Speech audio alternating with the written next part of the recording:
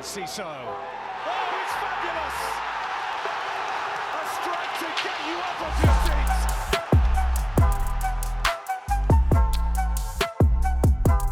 seats. Hello and welcome to the match preview of Brighton versus Tottenham. It's a very special one for me actually. We've done a lot of episodes of this show over the past 3 years, nearly 4 years now. But I've actually got my friend Andrew Lavy. He has got a Tottenham channel, recent to the YouTube scene, and obviously got Maz, unfortunately as well. But yeah, Andy, how are you? How you finding life as a Tottenham fan on YouTube?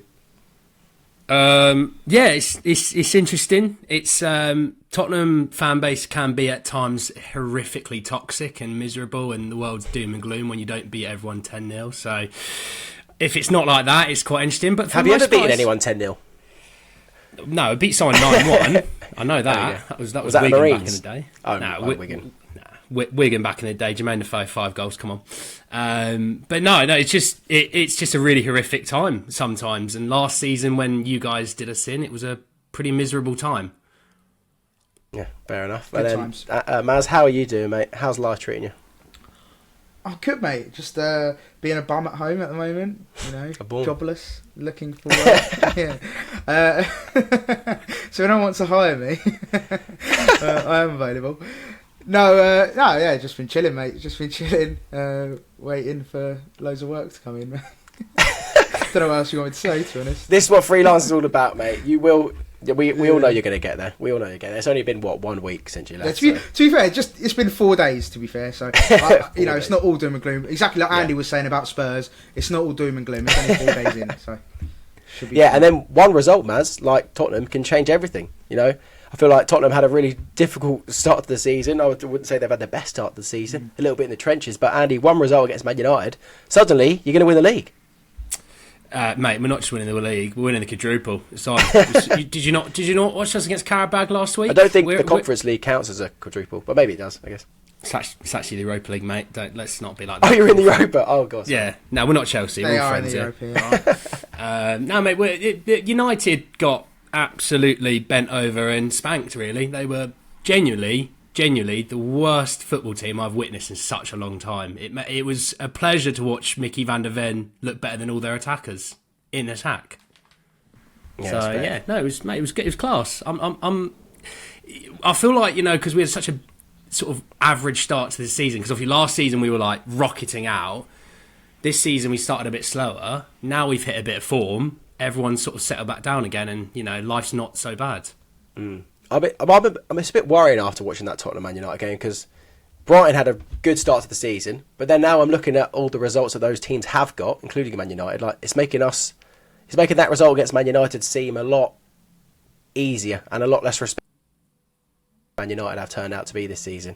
I don't know. I feel like at the beginning, like the first 4 or 5 games, we were like, yeah, we've got rid of some really, really good teams here, but then we dropped points against Ipswich and Forest at home, and that Man United result, Maz, doesn't really look as charming as it once did.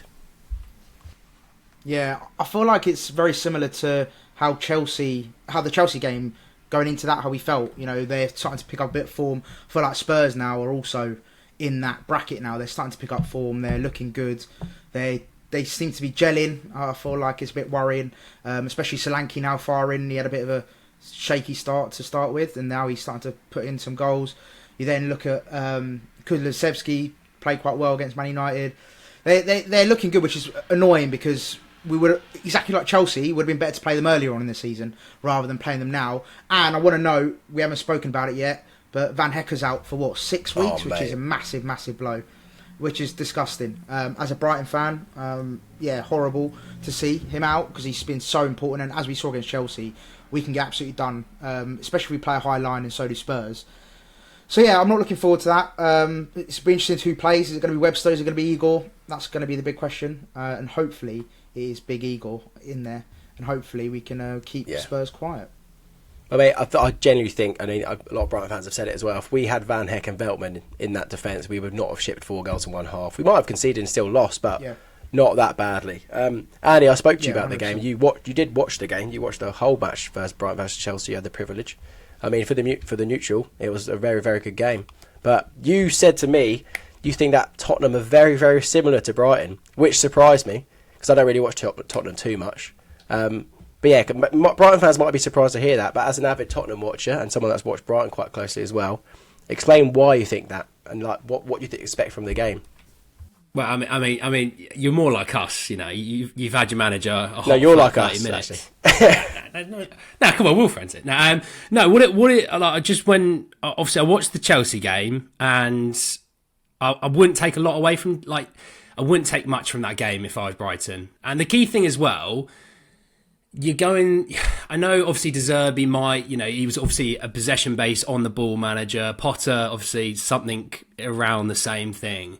It's obviously a very much different system that you're playing, and it's a system quite similar to what we play, is what I'm saying. You know, it's at times your two centre halves, that's it. There's nothing else around them. Like your midfield is overloaded with your fullbacks, or at times your fullbacks are actually your wingers. Your wingers are now your attackers, and you know it's a really confusing system at first. And I think, like Ange said last year, it was like there's going to be great times, there's going to be some horrifically bumpy times. And I think maybe Brighton went through what we did last season. We set off like an absolute rocket. You know, everyone was getting this work.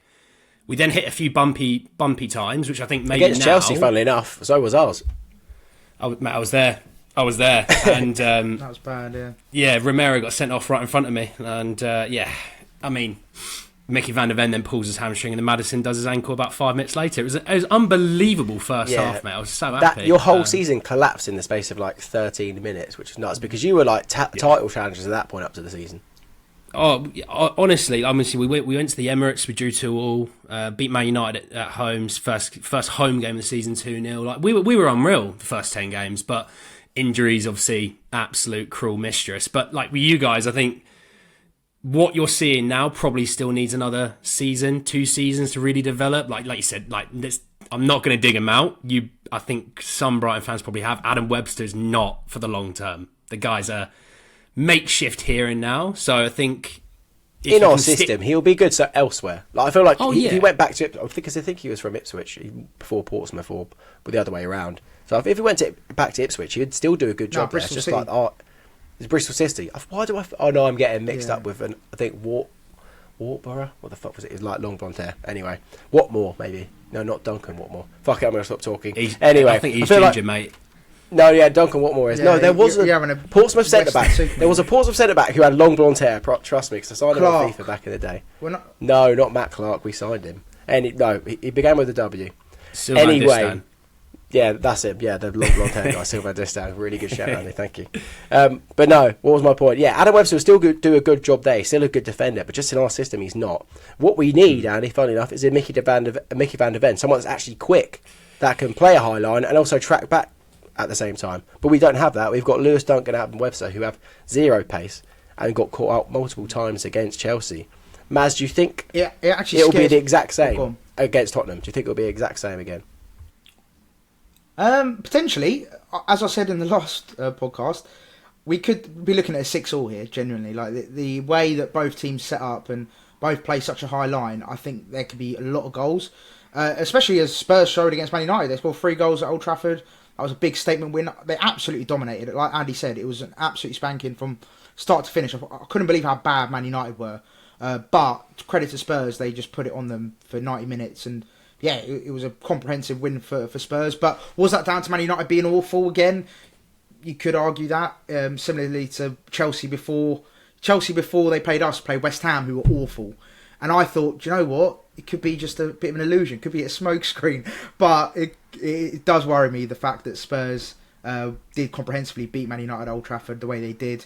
Mickey van der Ven, it actually scares me how quick he is and how that cover he gives. No matter how... You could be 10 yards. You give him 10... Who was it? Someone gave him a 10-yard head start and he still beat them in a foot race. I can't remember who it was. But it was some point in the game. And I was just like, this is a man who's a freak of nature. Like, it's just he's a bit of a cheat code in that sense. So yeah, it's going to be interesting to see how he deals with Welbeck, or Welbeck deals with Mickey van der Ven, shall I say? So that'll be fun to see. But yeah, no. To answer your question, I am going into the game relatively concerned, purely because of how we look defensively. If we're still without Veltman and Van Hecker, who's going to come in and deputise? And then, yeah, it's just not the best time to be a Brighton fan right now. It's not. Which is it's not all doom and gloom. But I mean, like, I want to go Tottenham. And No, it's not. We had a good I want to use start the to the word season. smoke screen again because Andy, you've won 4 games in a row, albeit one was against Coventry. You last minute with Brennan Johnson. One was against Carrier Bag from Tesco Carrier Bag, and Brentford, and also Man United. But they're 4 wins. But is that a bit of a smokescreen to how your season has gone? Do you think, or are you super, super confident that from here on out it's going to be plain sailing? To be honest, mate, even Arsenal at home, we've gone into every single game and probably been the better team. And that's not me sitting there being like, Spurs are the greatest team since... bias. I might like Spurs. I'm not going to give that one away. You can guess at the end. But first game of the season, Leicester absolutely battered them. It was a freak 10 minutes and they scored. Newcastle had, I think, 2 shots on target. They scored both. It's one of those things sometimes with us. Like, we will create so many opportunities is if we take them. And I think Solanke now hitting a bit of form might start to change that around. Again, it is only what you've seen in the last 4 games. Where it's not been it's not. Brighton away, I'd probably say is a much tougher game than Brentford at home. I think that's fair to say, right? Is Brighton away tougher than Man United away at the moment? I reckon Brighton away is. Not just saying it because I'm a Brighton fan. I think Man United, you go there and you expect to win. If I was going to Old Trafford as a Brighton fan, I'm expecting to come back with points. With us, it's a history thing. Like when Sir Alex was there, we didn't win a game for 26 years against them. Yeah, until AVB, wasn't it? Something. It was to AVB. Yeah, it was. It was a 3-2 win. Clint Dempsey, all that. I'm not going to go into the meme and everything like that. But like that for me, it still gives me the heebie-jeebies. Old Trafford always does. No matter how good or how bad they are, they do scare me. But Brighton away, we've had some success. We've had some pretty horrific nights. I think last season was horrific, let's say the least. So I'd probably say I'd rather play Man United now, but that's because I think you guys are on for a good season. But if you last season, had we played that RDZ team now, I'd rather play you guys than Man United. Yeah, so that's a fair point. What about you, Maz? What are your feelings going into the game? Are you? I mean, for me, I was quick to say, for me personally, I just think from the past few results in that Chelsea game, that has scarred me. That has scarred me going into this Tottenham game. Looking at their attack now, I mean, what Chelsea's attack done to us. I know they put loads of money into it, but Tottenham have a very, very solid attack as well as Chelsea. So if they do the same, if we set up the same with the same defence, and Tottenham come to play like they did against Man United, because you came firing out the blocks to get at Old Trafford, I think it could be a really, really bad result again. I know Brighton fans are going to hate the negativity, but I'm just being real. I'm trying to be real. Nah, I hear it. I do get it. As a Brighton fan, I'm just as sort of concerned as you are. I think Brennan Johnson coming into form as well, that doesn't help. He's looked really, since the whole, deactivating his profile. Hopefully, that happens to Webster. Maybe we shouldn't be joking about that, maybe. But undeactivates his profile. That'd be obviously he deactivated his profile because he was getting abuse. Yeah. And then now he's... Oh, right, you're saying games, he's going to come good. Into a demon, right. He's going to score 4 and 4, mate. He's going to cook. Yeah, he's going to score. He's going to score 4 and 4. He's going to come back an absolute demon. That's my prediction. Adam Webster. No, I shouldn't joke about that. Obviously, we don't condone abuse. Of course, you can criticise, but do not abuse. There's a line. But Brennan Johnson's come like he's looking really good. Solanke's starting to score now, and then you've got probably Son. I'm assuming is going to be back as well. So that's a really tough. Is he come back or not? Is he still injured? It's a tough one. So he didn't fully do his hamstring in against Karabag, but it was a precaution one. But he didn't make the trip at all for Man United. I doubt he plays tomorrow night. Obviously, we're doing this Wednesday, so I doubt he plays tomorrow in the Europa League. Yeah. I just wouldn't bank on it. I wouldn't bank on Sonny being there. But okay, that's good. It's not. I don't know. I feel like he hasn't really been. He's not been injured.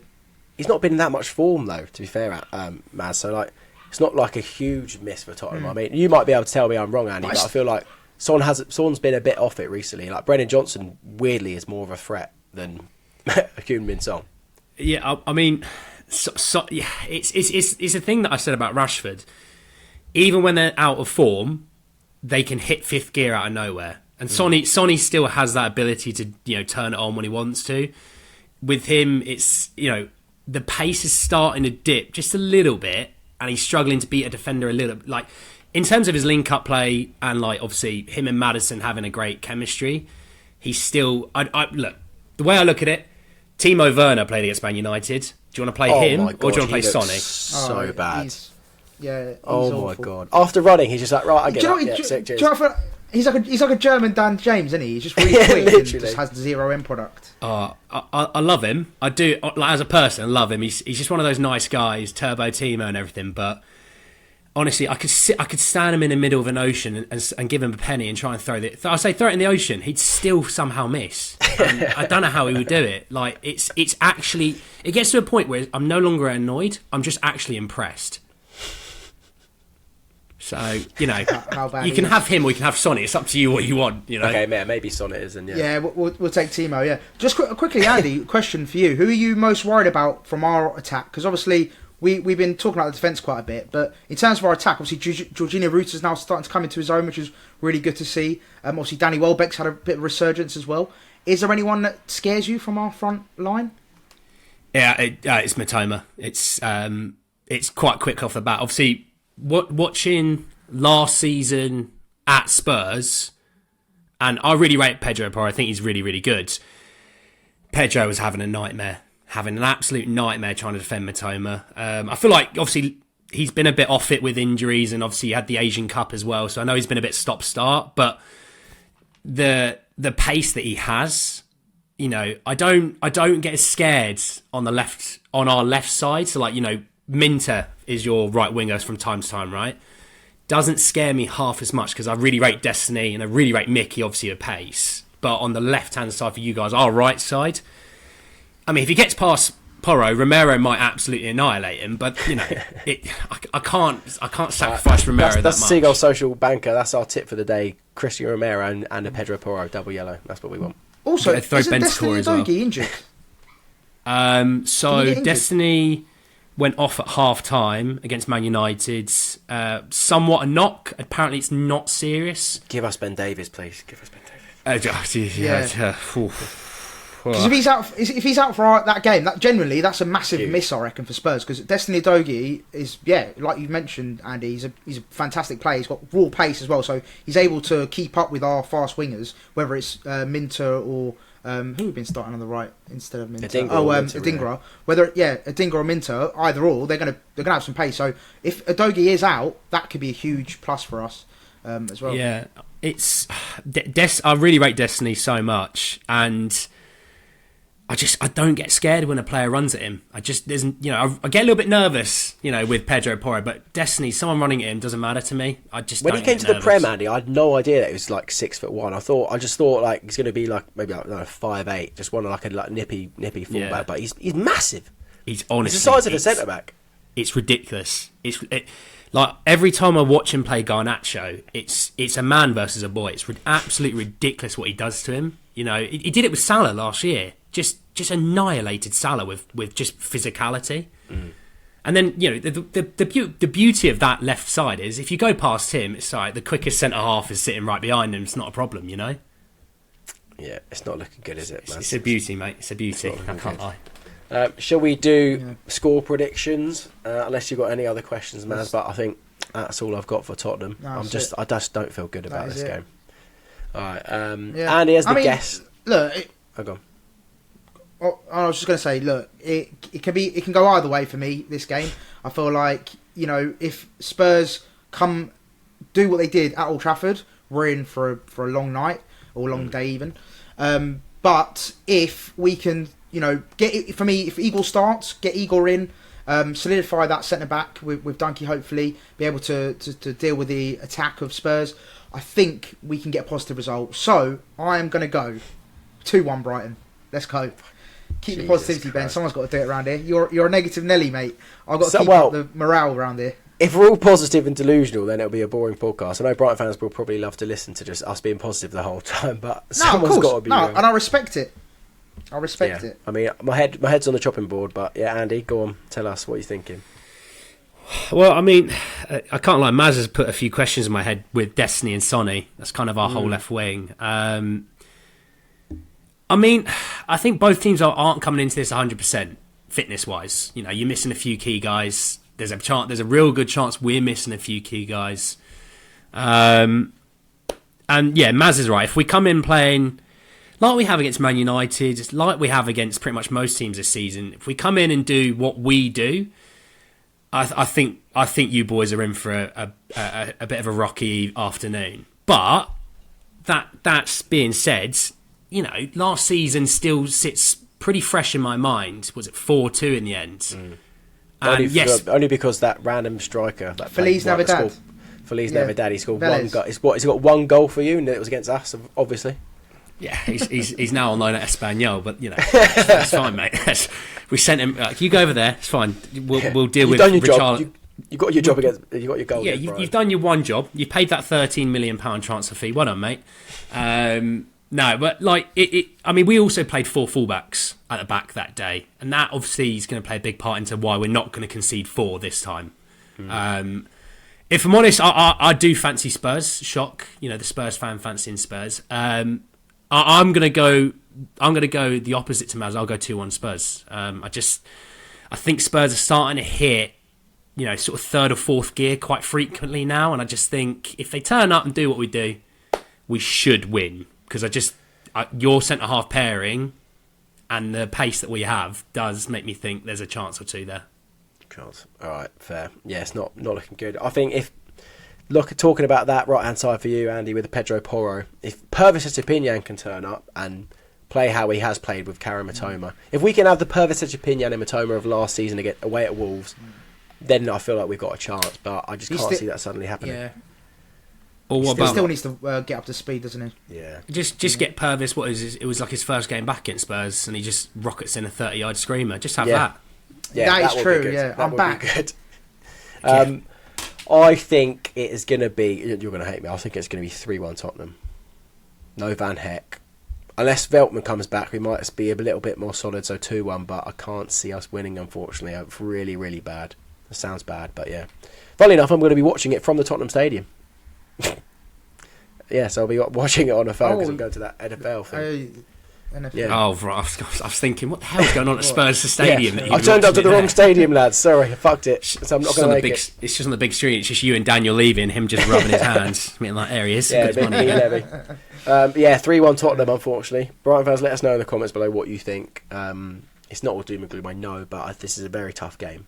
You know, the games we thought we would get points against Forest, against Ipswich, we didn't, and that is quite worrying. But Ben, just quickly before we sign off, well, yeah, I am going to do that. We do like to play teams that attack us. So the ones that sit back against Chelsea and play as low well. block. And look what happened. True. But we were missing Van Hecker. But hopefully now we're still missing Van Hecker. Van Hecker. No. But we know what not to do, right? So we're gonna. It's gonna be good. We do. Does Fabian Herzl know that? Everyone fucking relax, all right? Everyone calm down. It's gonna be all right. It's gonna be okay. If it makes you feel any better, we don't have Cole Palmer. So if it makes you feel any better, we don't have Cole Palmer. You've got the second coming of R9 in Brennan Johnson all of a sudden there, Andy. So, well, I'm not going to deny that, all right. But no, to be fair, like I said, you guys are going through a rocky patch. We've done it with Ange. You'll come good. Don't worry. Like, it's not all doom and gloom. I promise. All right. Okay. All right. Well, thank you, Andy. Thanks for the debut on the channel. I would say enjoy the match, but please don't. I hope that me and Maz enjoy it far more. And yeah, if you are a Tottenham fan watching this, because I know you guys like to watch our previews, as do other fan bases, and you don't follow Inside Spurs, the link will be in the description below. Please go and subscribe to that. Loads of videos, churns out quite a lot of this, boys. So yeah, you'll have a feel there as a Tottenham fan. Maz, have a great weekend and a week. Enjoy the game because you are going. I'm going to the wrong stadium, unfortunately. And Andy, don't enjoy the game. I hope you have a terrible day. Peace and love. Yeah, hope you have a terrible time, mate. I hope your Sunday's awful. Oh, cheers, mate. Thanks for ruining my weekend. Appreciate it. Love you, bye.